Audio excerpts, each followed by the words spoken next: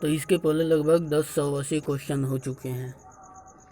आज 1081 number question से शुरू करते हैं। एक बात और, अगर आपने मेरे इस चैनल को सब्सक्राइब नहीं किया है तो कर लीजिए, ताकि आपके पास हर एक जानकारी पहुंचता रहे, शिक्षा से रिलेटेड, शिक्षा से संबंधित। तो चलिए शुरू करते हैं। कण क्या होते हैं? धन आवेशित।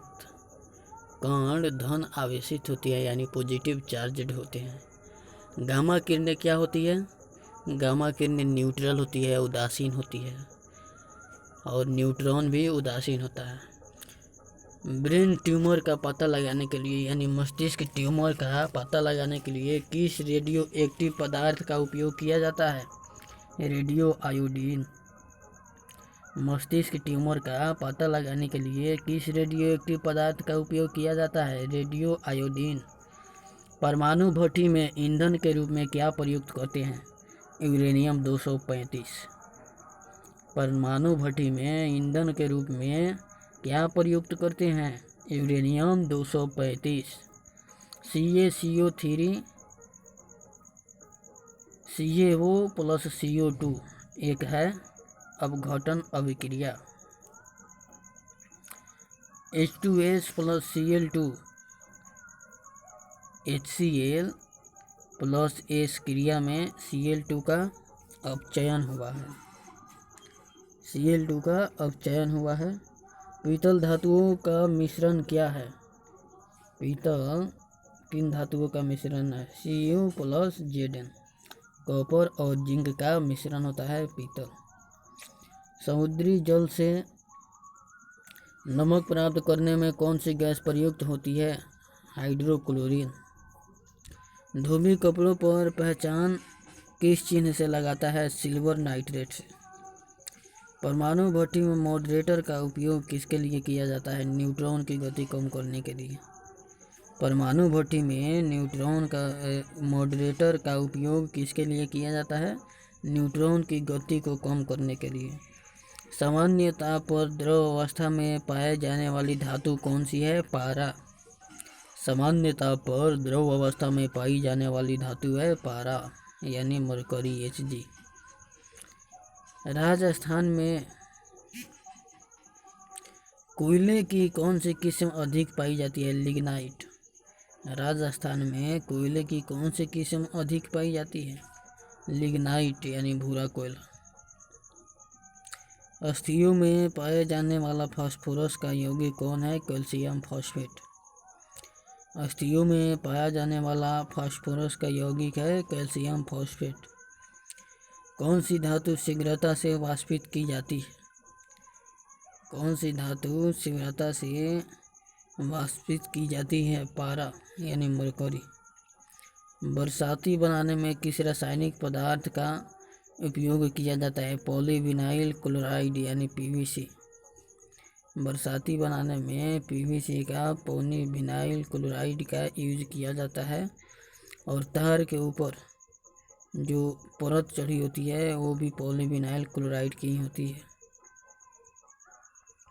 कृत्रिम रेशा क्या है? नायलॉन। रेडियो एक्टिव तत्व कहाँ प्रयुक्त हुआ था? रेडियो एक्टिव तत्व कहाँ प्रयुक्त हुआ था? यूरेनियम।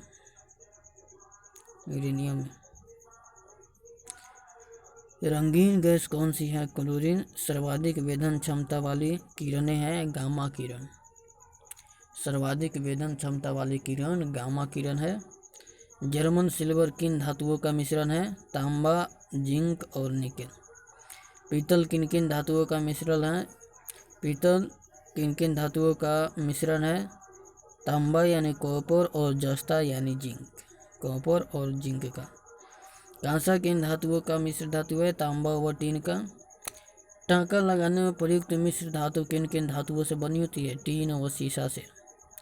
टांका लगाने में प्रयुक्त मिश्र धातु टीन और सीसा से बनी होती है। स्टेनलेस स्टील बनाने में प्रयुक्त धातुएं कौन सी है? स्टेनलेस स्टील बनाने में प्रयुक्त धातुएं है क्रोमियम, लोहा व निकेल। कांच के निर्माण में प्रयुक्त सर्वाधिक महत्वपूर्ण पदार्थ क्या है? सिलिका। कांच यानी शीशा के निर्माण में प्रयुक्त सर्वाधिक महत्वपूर्ण पदार्थ है सिलिका। मधुमक्खी के डंक में कौन सा अम्ल होता है? फार्मिक अम्ल। और चींटी के डंक में भी यही होता है और इसी को बोला जाता है मेथनोइक अम्ल और इसका फॉर्मूला होता है COOH। तो याद रखिएगा, मधुमक्खी के डंक में या चींटी के डंक में फार्मिक अम्ल पाया जाता है और फार्मिक अम्ल को ही मेथनोइक अम्ल बोला जाता है जी। द्रवीभूत प्राकृतिक गैस यानी LPG लिक्विड पेट्रोलियम गैस में प्रमुख रूप से कौन सी गैस होती है? मीथेन। प्रमुख रूप से कौन सी गैस होती है इसमें? मीथेन। आपको पता होना चाहिए, हम अपने एक वीडियो में बताए भी थे कि मीथेन किन किन गैसों का LPG किन किन गैसों का मिश्रण है।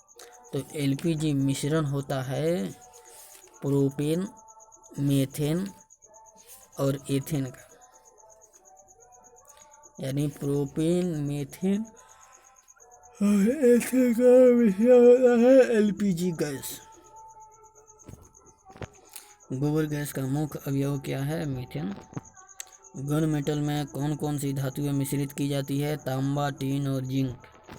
विश्व में सर्वाधिक खनन किस कोयले का होता है? बिटुमिनस का। जी हाँ, विश्व में सर्वाधिक खनन बिटुमिनस नामक कोयले का होता है। तो फिर मिलेंगे।